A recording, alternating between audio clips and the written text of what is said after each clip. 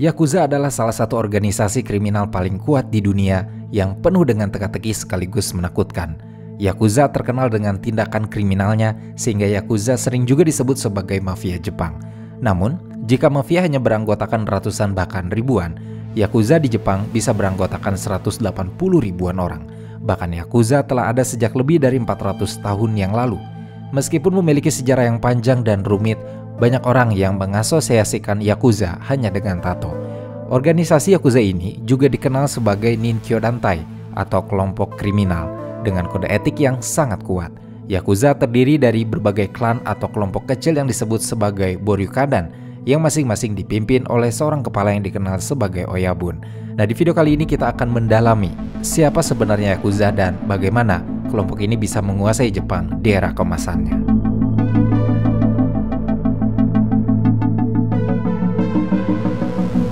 Sebenarnya asal-muasal Yakuza cukup tidak pasti, sebab tidak ada konsensus historis yang pasti mengenai Yakuza. Namun pada teori dan tulisan yang beredar, terdapat 4 teori yang saling berlawanan mengenai kelahiran Yakuza. Untuk mengetahui asal-usulnya, kita harus kembali ke akhir zaman feodal Jepang di tahun 1612. Asal-usul Yakuza yang pertama berasal dari kabukimono, sebuah istilah yang bisa secara kasar diterjemahkan sebagai orang gila.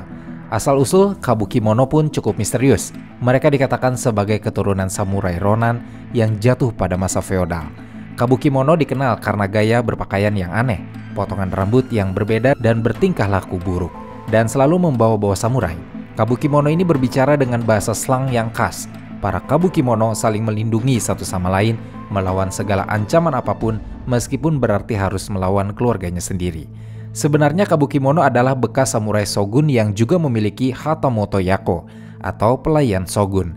Semenjak masa damai di era Tokugawa, lebih dari 500.000 samurai kehilangan pekerjaan dan menjadi samurai tidak bertuan, atau disebut juga sebagai ronin.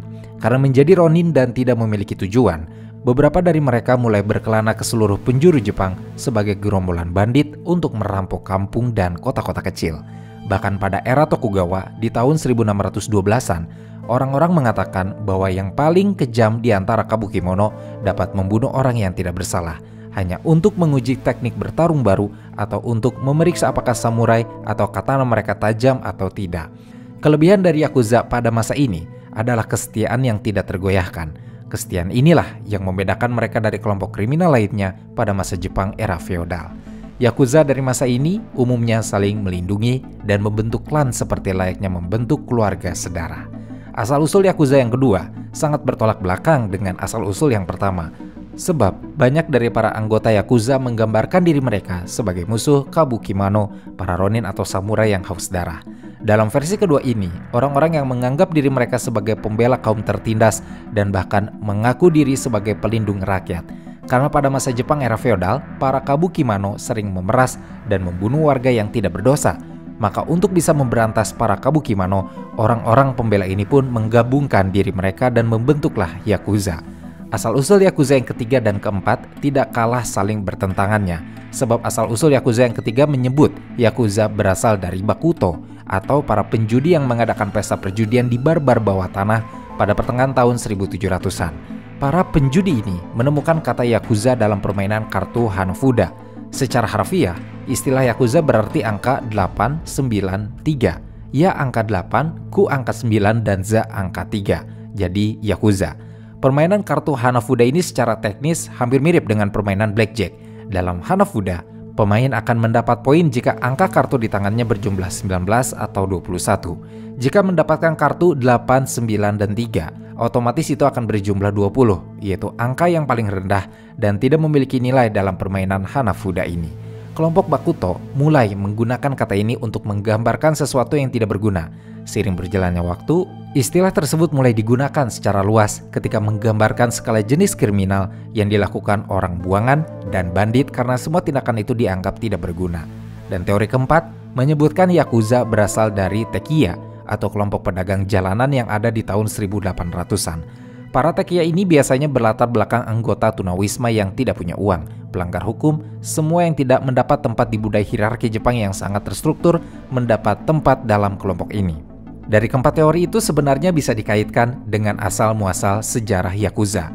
Meski berbeda semua anggota baik itu Kabukimano, Machiyako, Bakuto atau Tekiya, kesemuanya memiliki latar belakang yang sama, yaitu miskin, pelaku kriminal, dan enggan untuk bersosialisasi dengan masyarakat. Bagi keempat kelompok dari 4 teori asal muasal ini, kelompok mereka atau Yakuza akan menjadi keluarga, tempat mendapat pertolongan dan mendapatkan perhatian untuk merasakan aman.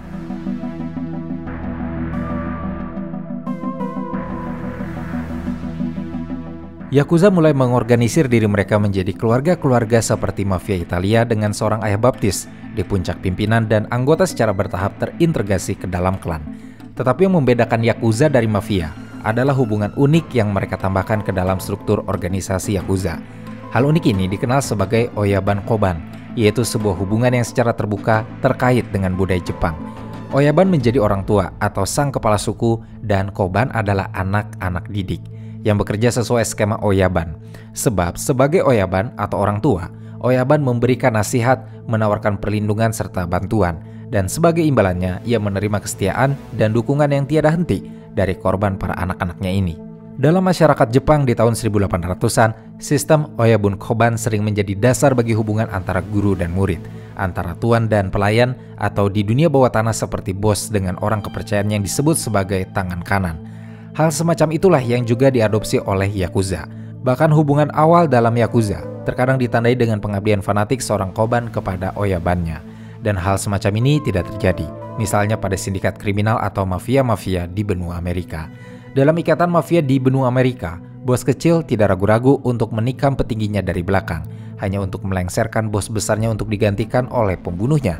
Hal ini jelas berbeda dengan kesetiaan dan kepatuhan Yakuza dengan doktrin Oyabun Kobannya.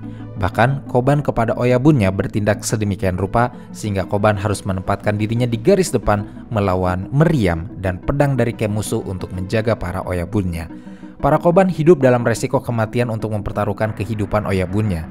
Jika Oyabun melakukan kejahatan, Koban juga harus menderita hukuman dan masuk penjara menggantikannya. Meskipun keadaan telah berubah, namun ada pepatah yang masih populer di kalangan Yakuza yang menyebutkan jika Oyaban mengatakan bahwa burung gagak yang lewat berwarna putih, para Koban pasti setuju dengan menyebut bahwa gagak yang lewat benar-benar berwarna putih. Meski faktanya burung gagak itu pasti berwarna hitam, namun itulah bentuk kesetiaan seia sekata yang dilakukan Koban kepada Oyabunnya.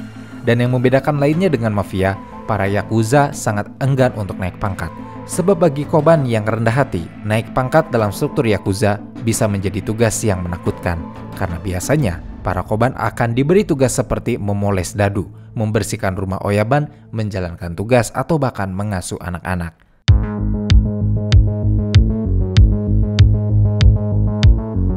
Untuk hal lainnya yang identik dengan Yakuza adalah tato penuh yang melekat di sekujur tubuh dan punggung mereka.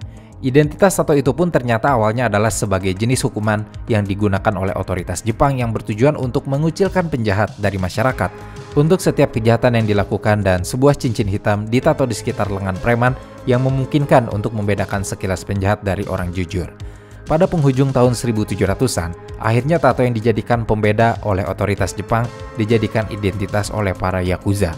Terlebih, tato yang dibuat itu diperbanyak untuk menjadi tato kompleks di seluruh tubuh para anggota Yakuza.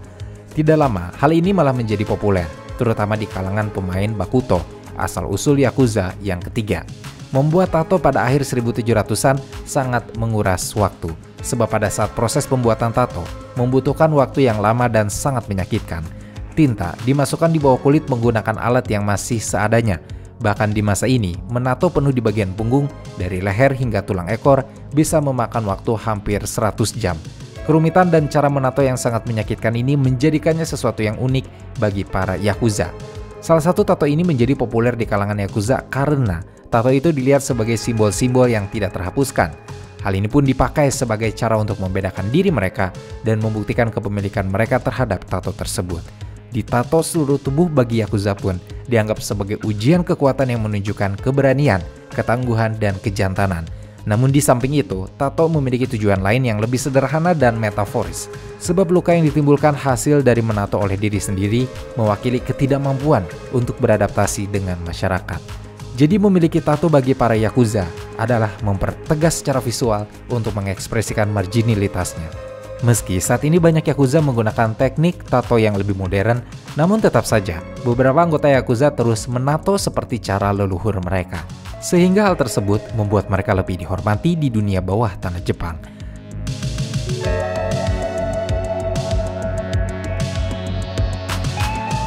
Di bawah pemerintahan Kaisar Meiji, dari tahun 1868, Jepang mencapai keajaiban ekonomi pertama mereka dengan mematahkan gelombang terakhir feodalisme dan dengan cepat mengubah negara Jepang menjadi kekuatan industri. Kemakmuran ekonomi yang memungkinkan Yakuza memperluas aktivitas mereka lebih jauh lagi. Pada akhir tahun 1900-an, organisasi Yakuza semakin terorganisir dan semakin terlibat dalam berbagai aktivitas ilegal. Di tahun 1900-an ini, kegiatan Yakuza semakin merajalela, terutama selama periode ketika Jepang mulai merambah ke dalam industri film dan hiburan. Bahkan, beberapa organisasi Yakuza mulai memberikan suap kepada polisi, sebuah kebiasaan yang akan bertahan lama dalam organisasi kriminal Yakuza. Memang, pada akhir tahun 1900-an, negara Jepang yang lebih industrialis membuat Yakuza tidak punya pilihan lain selain ikut melakukan modernisasi, dan untuk itu, para oyaban dalam struktur kepemimpinan tertinggi Yakuza menyatakan bahwa mau tidak mau, Yakuza harus menginjakan kaki juga dalam dunia politik. Sebuah tugas yang tidak begitu jelas, namun hal yang pertama-tama dituju dalam konstelasi politik oleh Yakuza adalah konservatisme dan nasionalisme. Adalah Mitsuru Toyama yang mampu melambangkan persatuan antara Yakuza dan politisi. Toyama dikenal sebagai seorang ultranasionalis yang sejak usia dini mengidolakan tradisi samurai. Toyama memasuki dunia politik di awal usia 20 tahunan dengan berpartisipasi dalam salah satu pemberontakan samurai terakhir melawan kekuasaan Kaisar Meiji. Namun pemberontakan kudeta ini gagal yang membuat Toyama mendapat hukuman 3 tahun penjara. Toyama sebagai pimpinan Yakuza di masa itu memang memberi segala sesuatu yang berbau modern saat era Kaisar Meiji. Setelah keluar dari penjara, Toyama dengan sindikat Yakuzanya bergabung dengan kelompok nasionalis pertama di Jepang. Dari penggabungan kekuatan ini, Toyama mampu membatasi konflik sosial dan mulai memberi perintah pada kobannya untuk membunuhi politisi sayap kiri tertentu yang menghalangi politiknya. Setelah berhasil dalam banyaknya pembunuhan, Toyama mulai memperbaiki citra dirinya di wilayah kekuasaannya menjadi pemimpin Yakuza. Layaknya Robin Hood, Toyama dengan cepat mendapatkan citra pahlawan rakyat nasional oleh para warga di wilayah Yakuzanya.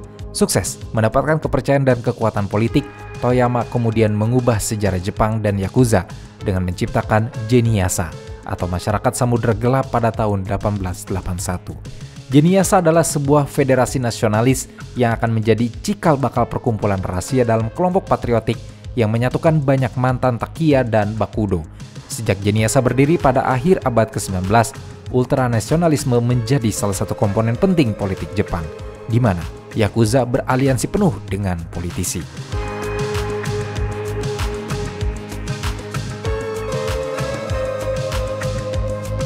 Kotak Pandora yang telah dibuka oleh Toyama antara Yakuza dan politisi pun akhirnya banyak diikuti oleh Yakuza lain sepenerus Toyama. Sebab di awal abad ke-20 banyak bermunculan sindikat-sindikat Yakuza yang dari awal sudah beraliansi dengan politisi dan konglomerat Jepang. Salah satunya lahir di kota Kobe, Yakuza yang terkenal dengan nama Yamaguchi Gumi, keluarga Yakuza terbesar yang pernah ada dalam sejarah Yakuza. Klan Yakuza Yamaguchi Gumi bisa menjadi yang paling terbesar karena pada awal tahun 1930-an, keluarga Yakuza ini berhasil menyingkirkan semua saingannya dan menjadi pemimpin tertinggi dalam komando Yakuza di Jepang. Kesuksesan keluarga Yakuza dengan nama klan Yamaguchi Gumi ini terutama disebabkan oleh pemimpinnya yang bernama Kazuo Taoka, bapak baptis kejahatan terorganisir Jepang yang tidak terbantahkan. Taoka menjadi puncak pimpinan di bawah tanah Jepang lantaran kepemimpinannya yang terkenal kejam dan kegilaannya pada struktur keorganisasian Yakuza. Mulailah di tahun 1930-an sampai 1940-an, Taoka mengubah jalan klan Yakuza Yamaguchi Gumi menjadi organisasi kriminal yang kuat, dengan hampir 13.000 anggota yang tersebar dan memiliki pengaruh dalam dunia kriminal di 36 dari 47 distrik di Jepang. Perlu diingat, pada masa ini Jepang sedang dalam peristiwa yang jauh lebih serius, yakni membangun serangan ke Pearl Harbor yang menjadikan Jepang memasuki perang melawan Amerika Serikat. Dan atas penyerangan itu, dua kota di Jepang, Nagasaki dan Hiroshima, dibom atom oleh Amerika, yang membuat Jepang harus menyerah dalam Perang Dunia Kedua, tepatnya pada tanggal 2 September 1945. sebuah kekalahan yang kemudian memulai pendudukan Amerika di tanah Jepang, yang membuat banyak warga Jepang kekurangan segalanya, terutama makanan. Dalam peristiwa ini, ajaibnya, warga semakin mengandalkan bantuan dari Yakuza, khususnya bantuan dari keluarga Yamaguchi Gumi. Dari pasar gelap dan dunia kriminal bawah tanah Jepang, memungkinkan masyarakat Jepang mampu untuk memberi makan diri mereka sendiri dengan sebaik mungkin. Yakuza yang sudah melekat dengan ultranasionalismenya, yang cinta mati kepada negaranya, setelah perang melangkah lebih jauh dengan menukar senjata mereka dengan alat-alat apapun untuk membantu membangun kembali negara Jepang tersebut. Bantuan-bantuan inilah yang membuat Yakuza lebih diterima oleh masyarakat, sekaligus membuat masyarakat Jepang merasa berutang budi kepada organisasi Yakuza.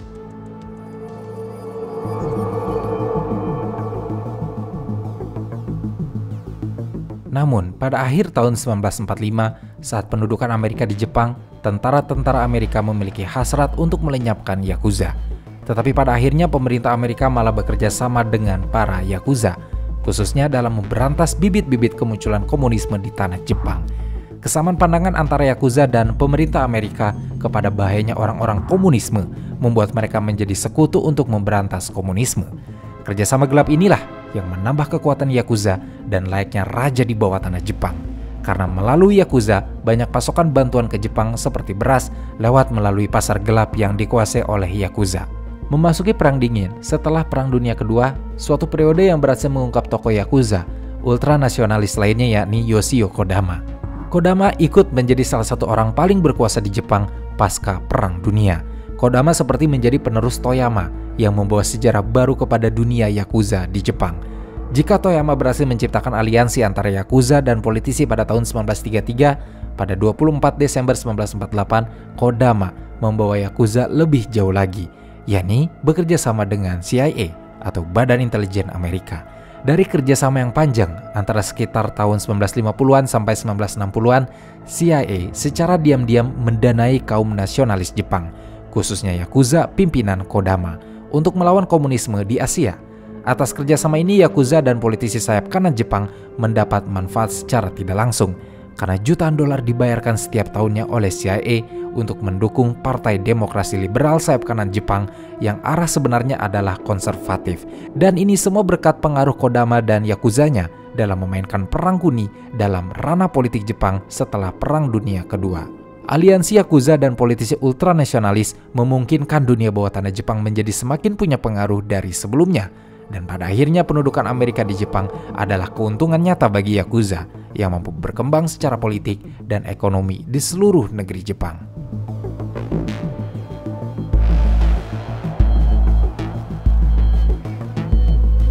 Memasuki tahun 1950-an, menandai masa perubahan yang signifikan bagi Jepang, sebab Jepang perlahan-lahan mendapatkan kembali kekuatan industrinya dan memulihkan diri dari kekacauan yang diakibatkan oleh Perang Dunia Kedua dan Perjanjian Damai San Francisco yang diajukan pada bulan April tahun 1952, menandai berakhirnya secara resmi pendudukan Amerika di Jepang.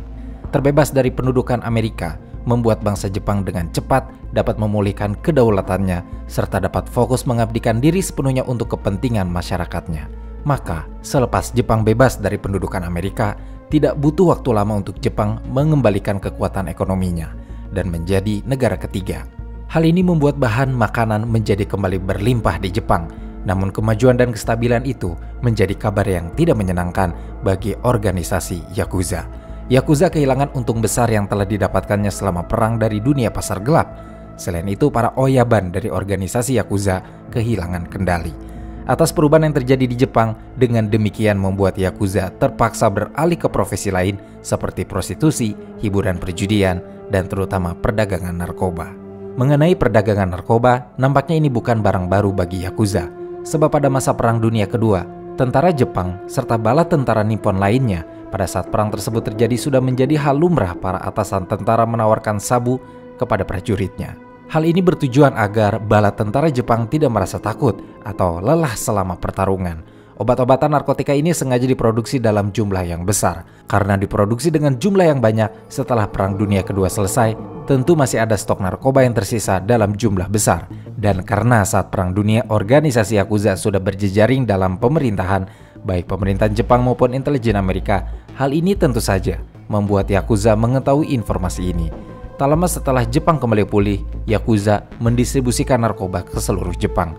Atas bisnisnya ini, Yakuza kembali makmur, apalagi ditambah dengan pemasukan seperti prostitusi dan hiburan. Memasuki era perubahan Jepang, dunia bawah tanah Jepang melanjutkan aktivitas lainnya termasuk pemerasan yang pada tahun 1950-an merupakan salah satu sumber pendapatan utama melalui berbagai aktivitas mereka.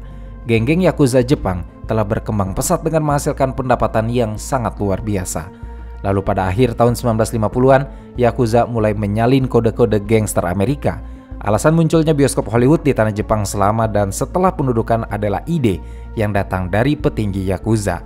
Periode Yakuza akhir 1950-an juga ditandai dengan perubahan penampilan. Para Yakuza sudah mengenakan jas dan dasi gelap, kemeja putih, semua pakaiannya serba hitam dan biasanya selalu disertai dengan kacamata hitam. Hal lain yang terjadi perubahan besar-besaran pada akhir 1950-an adalah jumlah geng Yakuza yang meningkat sangat pesat. Sebagai gambaran, polisi metropolitan Tokyo memperkirakan bahwa pada tahun 1958 terdapat sekitar 70.000 anggota geng Yakuza. Kemudian 5 tahun berikutnya, tepatnya tahun 1963, geng-geng yang bersindikat dengan Yakuza naik menjadi 184.000 anggota. Bayangkan saja, angka dari keseluruhan anggota Yakuza lebih banyak daripada seluruh tentara di Jepang pada tahun 1960-an.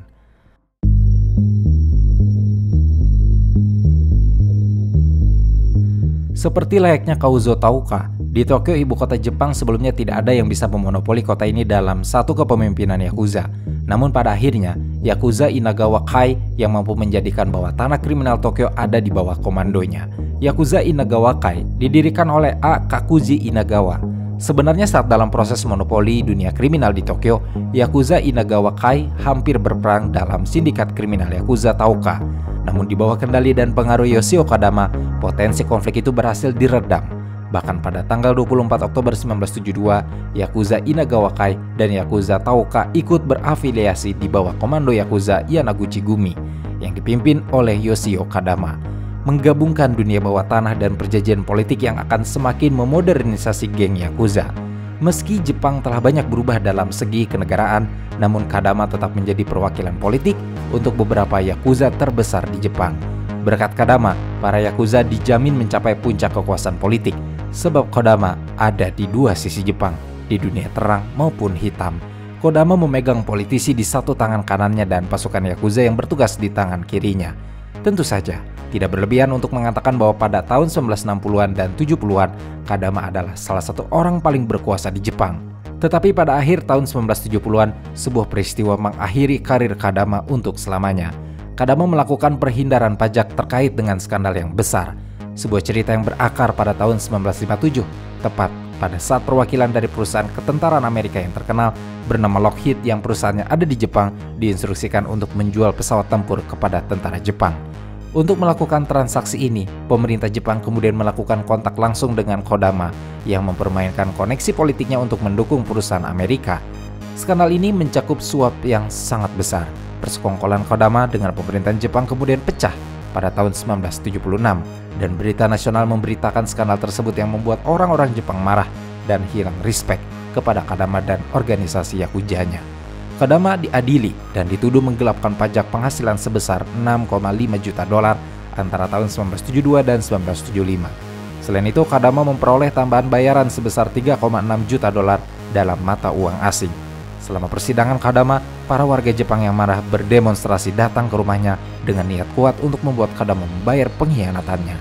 Para pendukung kelompok ultranasionalis yang pernah menjadi pengagum Kadama sekarang mengusulkan agar Kadama melakukan mengakhiri hidup, sebab telah mencemarkan kehormatan Jepang dengan terang-terangan. Para politisi ultranasionalis sekutu Kadama terus mendorong Kadama untuk melakukan harakiri. Fenomena skandal Kadama ini juga mencapai proporsi sedemikian rupa, sehingga suatu hari pada tahun 1970-an, seorang pria bernama Mitsuyasu Manu yang pernah menjadi mantan aktor film dan partisan ultranasionalis nekat mencoba membunuh Kadama dengan menabrakkan sebuah pesawat ke arah rumah Kadama. Naas bagi Manu, sebab serangan ini gagal karena ia meleset dari sasarannya dan mati seketika. Dalam proses setelah terungkapnya skandal Kadama, keadaan kesehatan Yoshio Kadama kemudian menurun dengan cepat. Dan pada akhirnya, ia pun meninggal dalam tidurnya karena stroke pada tanggal 17 Januari di tahun 1984 di Tokyo. Kematiannya terjadi sebelum akhir persidangannya atas skandal skala yang besar ini. Kematian dan skandal Kadama dengan demikian sangat mencoreng citra Yakuza. Orang-orang di Jepang kemudian memang mulai memandang Yakuza secara berbeda. Namun publisitas buruk dan sentimen masyarakat Jepang tidak cukup untuk mengurangi kekuatan Yakuza dalam menggerakkan dunia bawah tanah Jepang.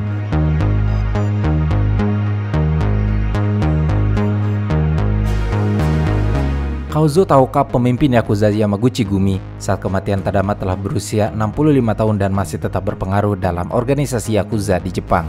Dengan hampir 120.000 Yakuza yang tetap ada di barisannya, tidak seperti Kadama, Taoka tahu bahwa dia harus tetap berada dalam bayang-bayang. Namun tetap saja, Taoka juga akan jatuh dari tampuk kekuasaannya dalam memimpin Yakuza. Kejadian ini dimulai pada suatu malam di bulan Juli di tahun 1978. Malam itu Taoka duduk dengan tenang di klub malam di kota Kyoto, ditemani oleh 5 okabannya. Tidak lama kemudian, tiba-tiba ada seorang pemuda berkemeja putih bangkit dari tempat duduknya, mengeluarkan pistol kaliber 38 dan mengosongkan magasinnya ke arah Taoka. Pemuda yang menyerang Taoka kemudian melarikan diri dalam upaya menyelamatkan dirinya. Sementara Taoka dilarikan ke dalam mobil Cadillac berlapis baja dan dibawa di bawah pengawalan polisi ke rumah sakit terdekat. Di malam yang sama saat kejadian penembakan Taoka melalui jaringan Yakuza, diketahui penyerang Taoka tidak lain adalah juga seorang Yakuza yang berusia 25 tahun milik klan Matsuda Gumi. Yakuza lain saingan dari keluarga Yamaguchi Gumi yang juga aktif di Jepang Barat. Karena Yakuza Yamaguchi lebih besar dan memiliki jaringan yang lebih luas, tidak berlangsung lama penyerangan Taoka Oyaban milik klan Yakuza Matsuda Gumi ditemukan beberapa minggu kemudian. Oyaban ini pun dibunuh dengan kejam di sisi gunung dekat kota Kobe.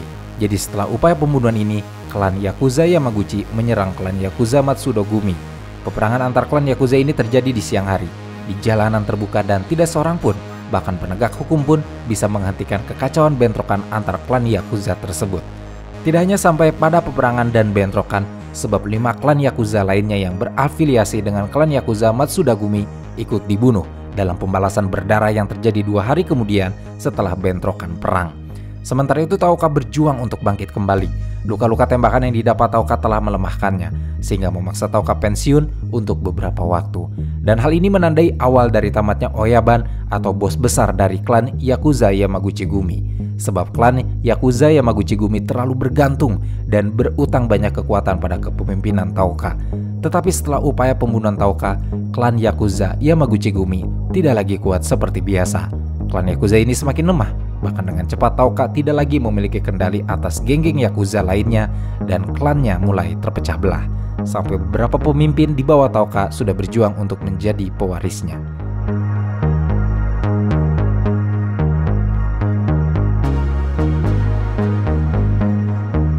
Taoka akhirnya meninggal pada bulan Juli di tahun 1981. Kematian Taoka dikarenakan serangan jantung yang mengakhiri 35 tahun kepemimpinannya sebagai sindikat Yakuza paling kuat di Jepang pada abad ke-20.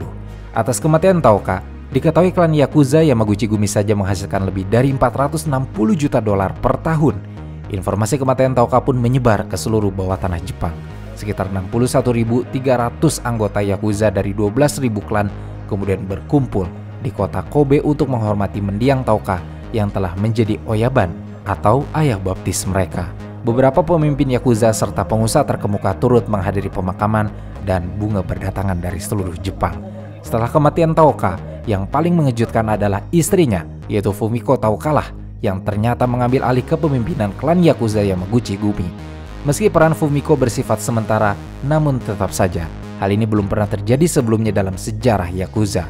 Fumiko pun menyadari hal ini, sebab Fumiko menjadi Oyaban klan Yakuza Yamaguchi Gumi hanya untuk mengisi kekosongan sampai seorang pemimpin laki-laki dapat muncul. Rencana awalnya adalah Kanichi Yamamoto, sebab Yamamoto adalah pendiri klan Yakuza Yamakin Gumi, sindikat cabang terbesar dari klan Yakuza Yamaguchi Gumi.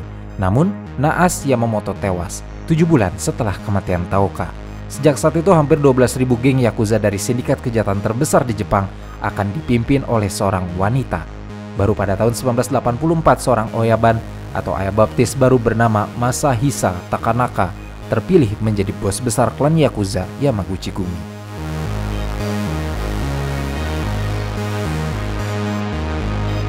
Sampai pada tahun 1980-an di Jepang, klan Yamaguchi Gumi dan klan Inagawa masih menjadi 2 keluarga Yakuza terkemuka. Namun pada tahun 1980-an, ada satu sindikat Yakuza yang bernama klan Sumi Yoshikai yang tidak memiliki afiliasi atau ikatan dengan klan Yakuza manapun. Bahkan dalam klan Yakuza, Sumi Yoshikai tidak sah karena tidak memiliki Oyabun sebagai bos besarnya. Tidak seperti klan Yakuza yang pernah ada sebelumnya, cara kerja klan Yakuza pada masa kepemimpinan Ishii di klan Yakuza Inagawa Kai telah menjadi sindikat kejahatan terbesar di Tokyo. Ishii memiliki hampir 7.500 orang yang terlibat dalam perdagangan narkoba, perjudian, dan pemerasan di 100 distrik lainnya di luar Tokyo. Hanya dalam waktu 3 tahun, klan Yakuza Inagawa Kai telah berhasil mengangkat Yakuza ke tingkat yang belum pernah mereka capai sebelumnya. Tetapi sama seperti sebelumnya, kejayaan Yakuza selalu terpengaruh juga dengan perekonomian negara Jepang. Sebab pada awal tahun 1990-an, Jepang menghadapi krisis perekonomian. Krisis perekonomian ini menjadi salah satu dari krisis terburuk di negara Jepang dalam 40 tahun terakhir. Bahkan Jepang belum pernah mengalami krisis semacam ini. Dan dalam krisis yang terjadi di Jepang pada tahun 1990-an, otomatis untuk konsekuensinya sangat buruk bagi Ishii, klan Yakuza Inagawa Kai, dan seluruh dunia bawah tanah Jepang. Dalam krisis ini, Ishii dan klan Yakuzanya sangat sulit untuk beradaptasi, dan yang lebih parah lagi, kesehatannya telah memburuk secara serius. Pada bulan Oktober 1990, Ishii mengundurkan diri sebagai Oyaban klan Inagawa Kai dan secara resmi pensiun. Masa pensiun Ishii tidak bertahan lama, sebab Ishii meninggal hampir setahun setelah menyatakan pensiunnya.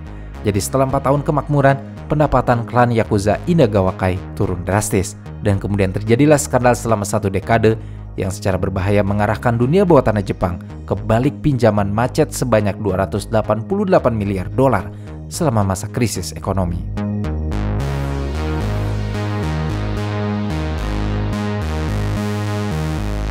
Krisis ekonomi ini pada akhirnya merupakan cerminan dari kegagalan penegakan hukum untuk membendung pengaruh Yakuza yang merupakan pemain ekonomi besar namun luput dalam pemasukan negara melalui pajak.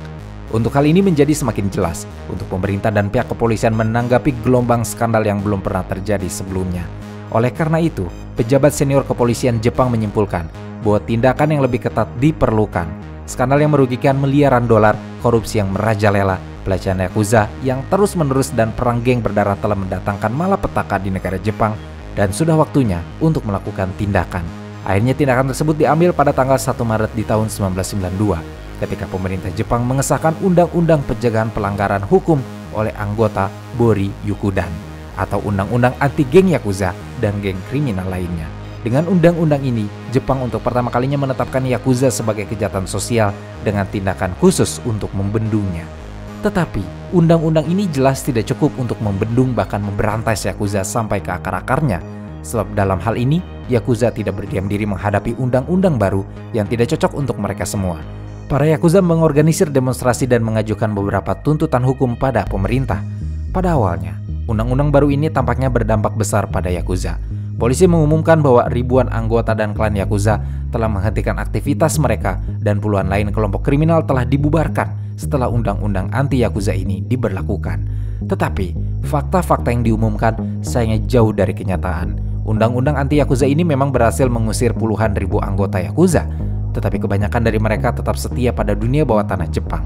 Para Yakuza hanya mengubah diri mereka sendiri ke dalam peran partner atau rekanan agar terbebas dari segala kecurigaan pihak berwenang. Pada akhirnya, langkah-langkah ini hanya akan membantu mengurangi jumlah total Yakuza sebanyak 10.000, namun jumlah anggota Yakuza akan selalu tetap tinggi. Karena pada tahun 1994, terdapat hampir 80.000 Yakuza yang hampir setengahnya kini ditunjuk sebagai partner. Hal ini menunjukkan pada akhirnya undang-undang ini hanya berdampak mendorong Yakuza hanya berganti peran lebih ke bawah tanah, yang malah membuat pengumpulan intelijen semakin sulit. Namun merespon kampanye dengan undang-undang anti Yakuza, beberapa pemimpin Yakuza kemudian bersumpah untuk mengakhiri semua kerjasama dengan pihak berwenang. Tindakan keras ini mempunyai konsekuensi lain yang jauh lebih penting, namun Yakuza mulai menjejaki peluang bisnis di luar negeri. Sekarang, Yakuza harus membuat struktur dan sistem kerja serta pasar yang baru untuk mendapatkan kembali kehebatan mereka. Sebuah tugas yang tidak mudah ketika kita tahu bahwa pendapatan Yakuza dari perjudian dan pemerasan telah turun drastis. Namun dengan kecerdasan dan memanfaatkan keterhimpitan, apa yang dibutuhkan Yakuza pada masa ini hanya harus beradaptasi dengan dunia yang baru, pasar untuk dimanfaatkan, dan itulah yang kelompok Yakuza lakukan pada awal tahun 1990-an dengan memulai perdagangan perempuan internasional.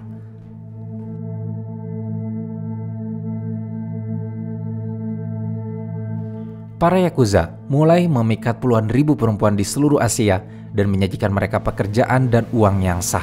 Tentu saja janji-janji tersebut hanyalah janji, sebab pada kenyataannya para perempuan miskin ini akan dibius kemudian dieksploitasi sebagai budak seks yang dipaksa menjadi pelacur dan rumah bordil di Jepang. Perdagangan perempuan adalah bisnis yang menguntungkan bagi Yakuza, dan dari bisnis perdagangan perempuan ini, Yakuza mendapatkan miliaran dolar setiap tahunnya. Tetapi ada pasar lain yang lebih menguntungkan lagi yang dieksploitasi oleh Yakuza, yakni dengan perdagangan narkoba di luar negeri. Salah satunya adalah metafetamin dan zat ilegal yang sudah sangat dikenal oleh dunia Yakuza, Jepang. Yang terakhir ini biasanya diproduksi di Asia Timur. Dari sana, Yakuza memperdagangkannya secara internasional dan dengan demikian meraup keuntungan besar yang berkontribusi besar terhadap kebangkitan organisasi mereka. Selain sabu, Yakuza tertarik pada heroin yang juga sangat menguntungkan. Untuk itu para Yakuza pergi ke Asia Tenggara untuk berbisnis kokain serta narkotika berjenis obat-obatan. Apapun jenis narkobanya, selagi itu mendatangkan penghasilan besar, bisnis tersebut akan diminati oleh Yakuza. Hal ini terbukti karena pada tahun 1990-an, perwakilan kartel Kolombia dilaporkan melakukan kontak dengan geng Yakuza terbesar di Jepang, yakni klan Yakuza Yamaguchi-gumi. Yakuza dan kartel itu pun bersama-sama merencanakan membawa kokain dalam jumlah besar ke Jepang.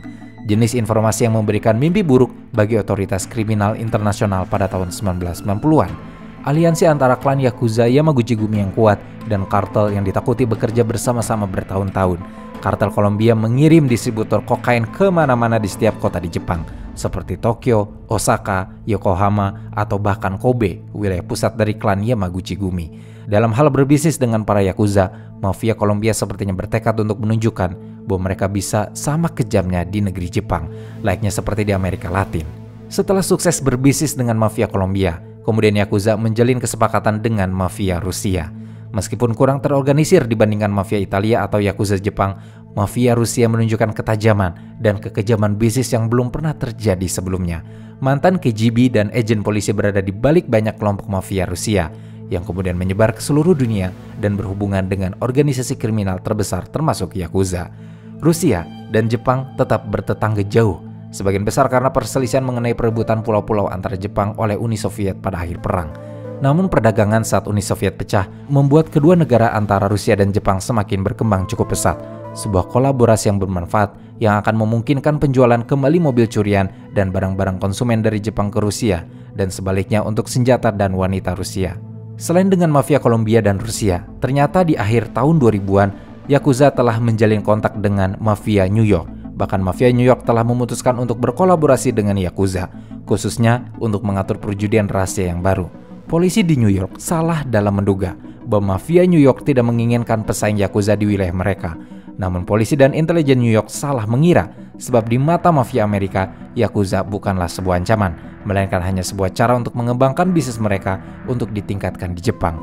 Akhirnya akhir 2000-an, Yakuza mampu menjalin aliansi dengan mafia lokal Amerika dan mencapai kesepakatan yang akan menguntungkan kedua belah pihak.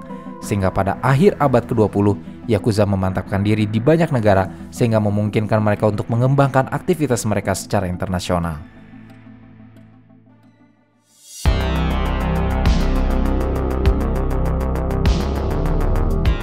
Namun, ketika Yakuza memasuki milenium kedua di tahun 2000-an, para Yakuza menghadapi masalah baru dan jauh lebih berbahaya. Pada akhirnya Yakuza akan menjadi seperti mafia Amerika, Rusia, dan Kolombia. Dan akan ada generasi Yakuza nasional yang akan membunuh hanya demi untung. Padahal sejatinya anggota Yakuza harus menghormati moral dan peraturan serta mentaatinya. Tetapi semakin Yakuza bersentuhan dengan sindikat mafia, tradisi itu memudar, ditambah adanya kesenjangan generasi. Keluhan yang paling umum di kalangan pemimpin dunia bawah tanah Jepang pada tahun 2000-an adalah bahwa Yakuza baru sekarang lebih kejam, kurang patuh, dan memudarnya tradisi lama mereka. Tokutaro Takayama, pemimpin lama klan Yakuza Kyoto, pernah suatu kali mengatakan kepada reporter bahwa Yakuza di generasi 2000-an tidak mengimani tradisi dan keyakinan diri sebagai Yakuzanya. Para Yakuza generasi 2000-an sudah tidak peduli lagi dengan kewajiban tradisi, rasa hormat, dan martabat. Tidak ada aturan lagi dan generasi Yakuza lama tidak bisa mengatakan hal tersebut salah. Sebab Yakuza generasi modern memang secara bertahap melepaskan beban tradisi agar terlihat seperti gangster dan mafia biasa. Dunia kriminal abad ke-21 tidak lagi membutuhkan ideologi kesatria atau kesetiaan mutlak. Sebaliknya, era ini sepertinya menuntut agar para yakuza menjadi lebih licik dan tidak terhormat sebagai akibatnya, dan untuk pertama kalinya dalam sejarah yakuza mulai bertindak hanya untuk diri mereka sendiri dan bukan lagi untuk klan secara keseluruhan. Hal tersebut akhirnya secara dramatis mengubah wajah kejahatan terorganisir Jepang modern. Organisasi yakuza yang dimulai pada reruntuhan tahun 1945 secara bertahap meninggalkan prinsip-prinsipnya, dan perang geng yang telah menyebabkan banyak korban sipil adalah salah satu contohnya. Pada tahun 1984, banyak polisi metropolitan Tokyo yang mengenal yakuza lebih baik daripada siapapun mengumumkan apa yang telah diamati oleh geng-geng tersebut selama beberapa tahun. Sudah ada kecenderungan yang jelas mengenai penurunan solidaritas dan kepatuhan di antara anggota yakuza. Hal ini disebabkan oleh pensiunnya para bos geng yang sudah lanjut usia. Para oyaban inilah yang menjadi disiplin ketat organisasi yakuza. Terjadi penurunan yang terutama disebabkan oleh pertanyaan tentang pensiun, karena dalam beberapa dekade terakhir semakin banyak oyaban muda yang berkuasa dan secara bertahap mengubah struktur organisasi. Perjalanan yakuza di bidang keuangan yang tinggi dan ekspansi yakuza ke luar negeri berbarengan dengan kematian bos besar terakhir yakuza yang berkuasa di bawah pendudukan, sehingga generasi tua dan tradisinya perlahan-lahan menghilang. Namun, tidak semua generasi muda generasi yakuza tidak cocok. Yakuza generasi sekarang hanyalah buah dari generasi lain yang kurang menerima adat istiadat kuno, karena mereka menganggap adat istiadat kuno hanya sebagai penghambat aktivitas yakuza untuk lebih modern. Hanya sedikit yang kini siap mempertaruhkan nyawa dan mengabdikan diri pada oyabannya. Selain seperti Omerta yang telah jatuh bersama mafia Italia, beberapa yakuza mulai bersuara dan mengumumkan kepada oyaban klan mereka suatu tindakan yang bahkan tidak terpikirkan oleh yakuza beberapa tahun sebelumnya, yakni mengumpulkan kekayaan besar atau sukses dalam bisnis menjadi satu-satunya tujuan yakuza generasi akhir tahun 2000-an. Sekarang, kekuatan yakuza sangat lemah, dan keberadaan yakuza pada masa sekarang berada di ambang kepunahan. Jumlah anggota yakuza telah menurun drastis, begitu pula jumlah anak muda Jepang yang bergabung dengan yakuza. Sebab setelah undang-undang anti yakuza keluar, pihak berwenang melakukan segalanya untuk melawan kejahatan yakuza dan bahkan menawarkan para yakuza kembali hidup ke dalam masyarakat. Sebuah nasib yang aneh bagi kelompok kriminal yang pernah menjadi raja di dunia bawah tanah Jepang.